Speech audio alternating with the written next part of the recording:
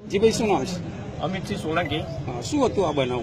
Actually 14મી ફેબ્રુઆરીને દાડે જે આ ઘટના બની એ ઘટના ખરેખર બહુ ભયંકર છે, પણ એનું પરિણામ પણ બહુ ભયંકર આવશે, કારણ કે ક્ષત્રિય સમાજના આગેવાન, સમાજ સેવક, જે સમાજના અગ્રણી છે અને કેટલા યુવાનોને એમણે વ્યસન મુક્ત કર્યા છે અને હંમેશા સમાજની પડખેમાં ઉભા રહ્યા છે, એકલા હાથે પણ લડાય છે, પણ અમુક સમાજ દ્વારા જે ભરવાડ સમાજના લોકો છે એમને ટાર્ગેટ કર્યો છે। એ ક્ષત્રિય સમાજનો આગેવાન જ્યારે ક્ષત્રિય સમાજ માટે કામ કરી રહ્યો,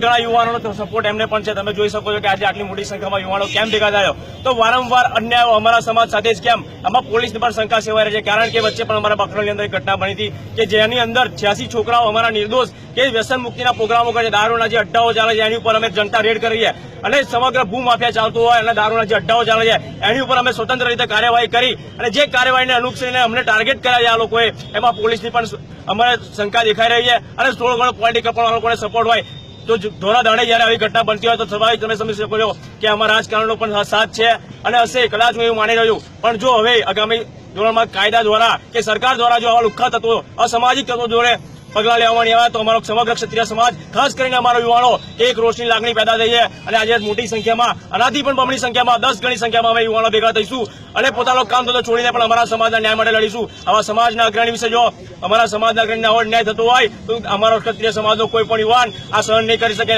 અને જો સરકાર આવો જ સરકાર ઈચ્છતી હોય, આવું જ પ્રજાતંત્ર, લુખ્ખા તત્વોનું પ્રજાતંત્ર ઈચ્છતું હોય તો અમારો ક્ષત્રિય સમાજ પણ એ કરી શકે છે, ડરશે તો તલવારો પણ હાથમાં ઝાલી શકે છે, એવી અમારા નવયુવાનોની એક પ્રેરણા અને એક ઈચ્છા દર્શાવે છે। હજુ પણ સમય છે, જો કાયદો અસ્તિત્વમાં નહીં આવે અને કાયદાનું પાલન નહીં થાય તો આ સમગ્ર ક્ષત્રિય સમાજના યુવાનો વતી હું એટલી ખાતરી આપું છું કે આગામી ધોરણમાં આણંદ જિલ્લાનું